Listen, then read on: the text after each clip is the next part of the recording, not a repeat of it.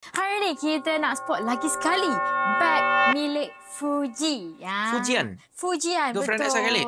Betul. Tak adalah girlfriend. Nanti kena kecam. Saya dah itu kena kecam. Saya cakap dia gamers. Oh ya? Ya, dia bukan gamers rupanya. Dia streamer sahaja. Ya ke? Nanti saya kena kecam lagi.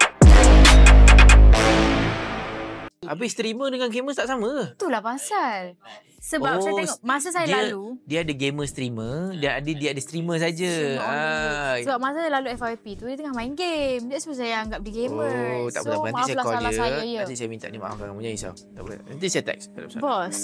Bos tahu tak? Dia dipanggil oleh Hijabista Hub untuk... Bila kamu nak jadi model dia ni? Itulah. Kita tunggu je Pemwani ni panggil kita. Tapi... So, korang kalau nak shopping ataupun jual handbag dan juga Rolex, DM kita sekarang. bye! Dia hadiahkan Fuji, Pemwani. Hadiahkan Fuji Cartier, bos. Maknanya kita faham pattern Hijab Starhub punya founder ni setiap kali jumpa orang dia bagi hadiah. Aku nak kena prepare lah kan. Apa kau? Oh, tiba-tiba nak minta Cartier. Tak ada maknanya. Bagi saya 1 jut dulu bulan ni. Seorang, saya bagi Cartier. Nak, saya buat announcement secara public. Kalau Isha dapat bagi saya sale 1 juta bulan ni, saya bagi dia Cartier. Amin je lah korang. Mana tahu esok saya dapat sale 500,000 ke apa. So, yang ini adalah Dio Caro Micro.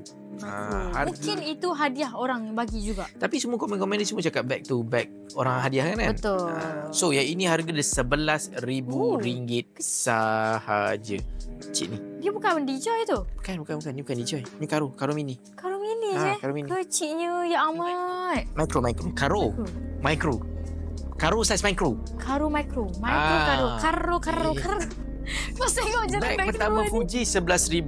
Bag Betul. kedua Fuji Miss Dio Caro. Oh, dia memang suka Caro je. Dan dia Okey. suka karok.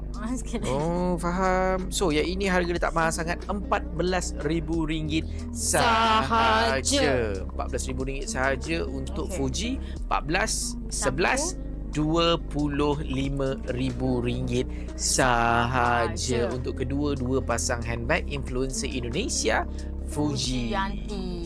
Betul. Oh, so maknanya yang diorang ambil gambar dengan Aisyah apa semua tu, rapat-rapat semua tu.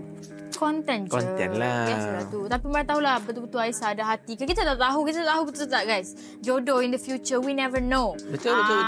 Who knows? Okay? Oh, Mana tahu speak Fuji pun English. suka orang lain juga ke. Ataupun dia ada hati sikit kat Aisyah. Kita tak tahu. Kita berdoa saja pada ilahi. Janganlah kecam-kecam saya lagi. Dia bukan kecam. Biasalah. Biasalah tu.